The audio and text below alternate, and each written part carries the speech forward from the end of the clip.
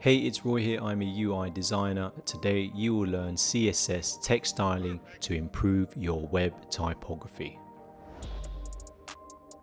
We have VS Code open and we're going to grab the Google Fonts. So I'm going to quickly go to Google Fonts and we are quickly going to get pop-ins. So in here, the ones I need is regular, medium, and we need semi-bold. So I'm just going to copy all of that and then paste it. And then the last thing we're going to get is the font family. So I'm just going to copy that. And what we need to do is we need to create a new link, and this is going to be CSS of style, and this is going to be in a folder called CSS/save. So here I'm going to create a new folder called CSS, and in that folder I'm going to create a new file called style.css, and in the body tag we are going to paste that in because we want everything to be pop-ins.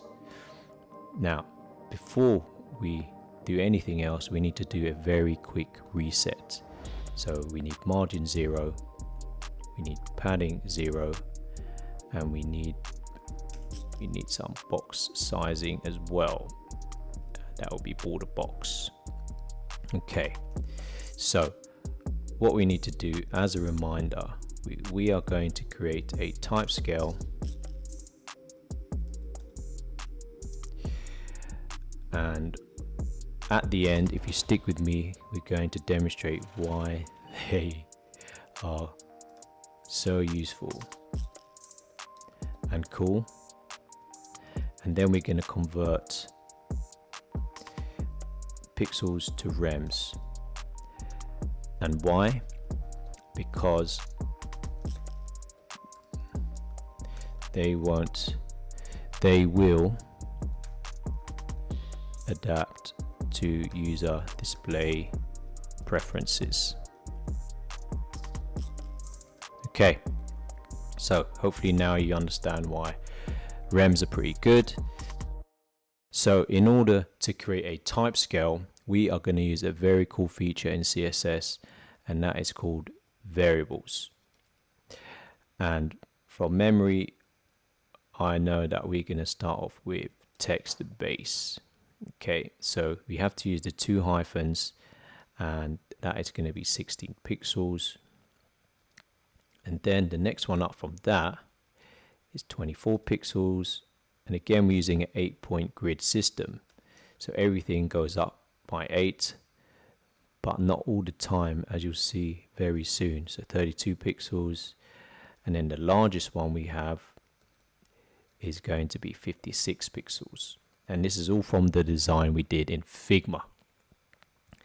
And then this is not within 8 points. You can look at a 4-point grid system now.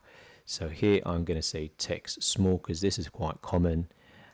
And here we very quickly created our type scale. Okay. And another reason why this is good, this keeps things very consistent. So I'm going to quickly hit go live. So I'm just going to close that one. So what I'm going to do, I'm going to keep that in the background. I'm just going to bring this down. I'm going to Command B to hide that menu. And now we've got everything open. So we're going to start using the type scale. So what you need to do is go to H1. I'm going to say font size, variable, 1 hyphen, and we're going to go extra large and save. You can see that straight away. It's made that nice and big. We're going to go to H2. Ooh, doesn't do the space. FS for font size. And we go to VAR. We are going to say large. Okay. And the next thing we're going to do is font size, VAR, medium, Now there's not any automatic formatting in here. Then H4, font size, VAR, and I think those are also medium. So again, we can go down quickly, and I think how it works needs to be a bit bigger. So from memory, I know that's the H3, let's say large. Put the S in there, type too quick, so there we go. And then the last one, but not least, is the P tags. Font size,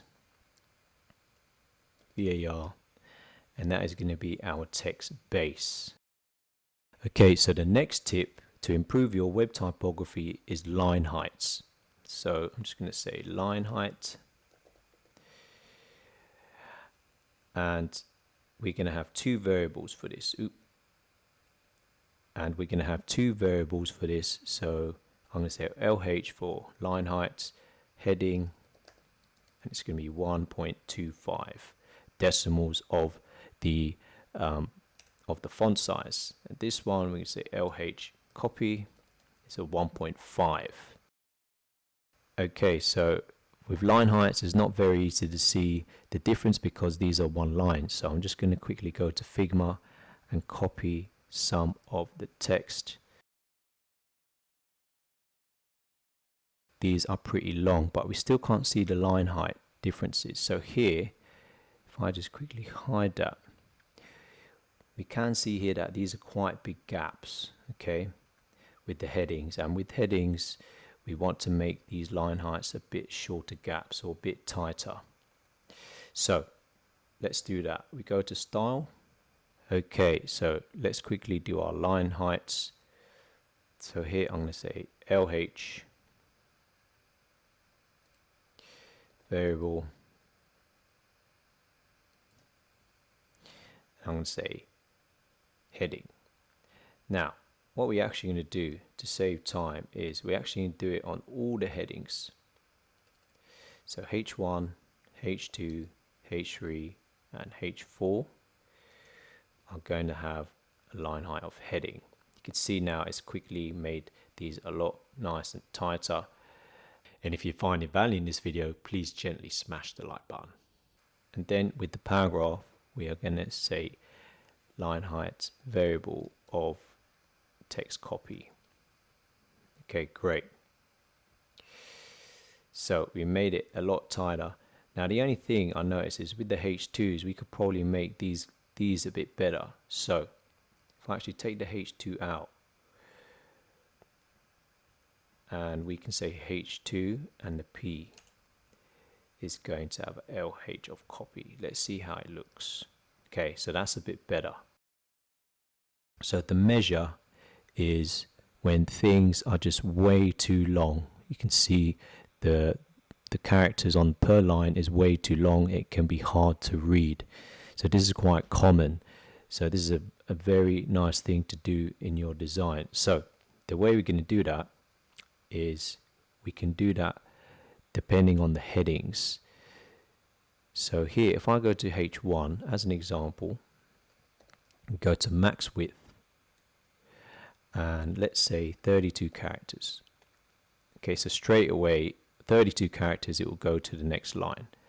But we can experiment, which is really cool. So let's say 24, and that is way better now.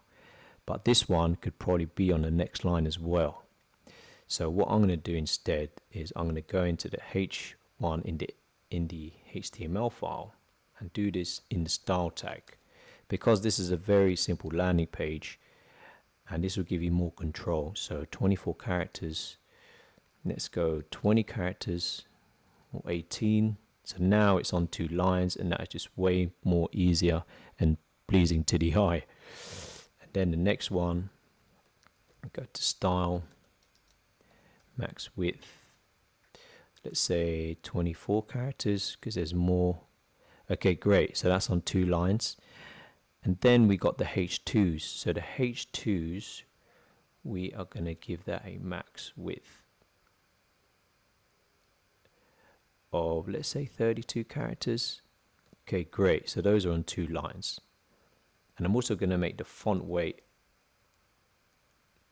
let's say medium. Okay, great.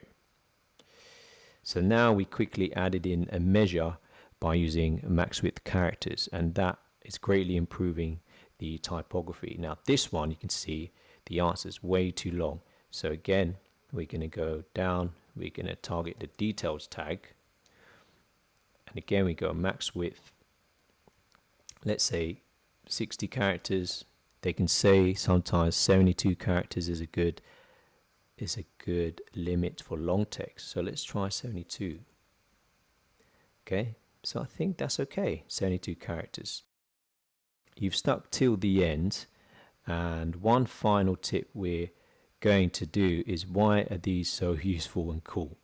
Well, the nice thing is we've used variables everywhere, so if you want to make changes to your type scale, you only do it once here, and you don't have to then change it in all your CSS, because CSS can get pretty big, and this is the power of variables. So I'm thinking that these are actually quite huge, so let's say 48. So I'm going to play around with sizes now. So that's 48. And then the large one, let's say the large one is 24. Yeah, so I think this is a bit better because they're way too big. And let's say this one is 18. So 18 along the lines of the 4-point grid now. 4, 8, 12, 4, 8, 12, 16. 4, 8, 12, 16. No, this is on the 2. So let's say 20. 4, 8, 16, 20. God, I can't calculate a type scale. So I think this is looking a little bit better now because they were way too big before. The very last thing to do is to convert pixels to rems. So what I'm going to do, just as a reference, we are just going to calculate these. So I like to keep a reference of these. So I'm just going to say 48, 24, 20, 16, and 14. Comment those out. And I'm just going to get the handy calculator up. And all you do is do 48 divided by 60. Oh, yeah, 48 divided by 16. So that is going to be 3 rems. Okay, so we very quickly did our pixels to rems. So now it will adapt to the user's display preferences versus using pixels. I hope you found value in this video. Please leave a like, leave a comment, subscribe, hit the bell, and in the next video, to level up your typography and web design, we're going to look at spacing.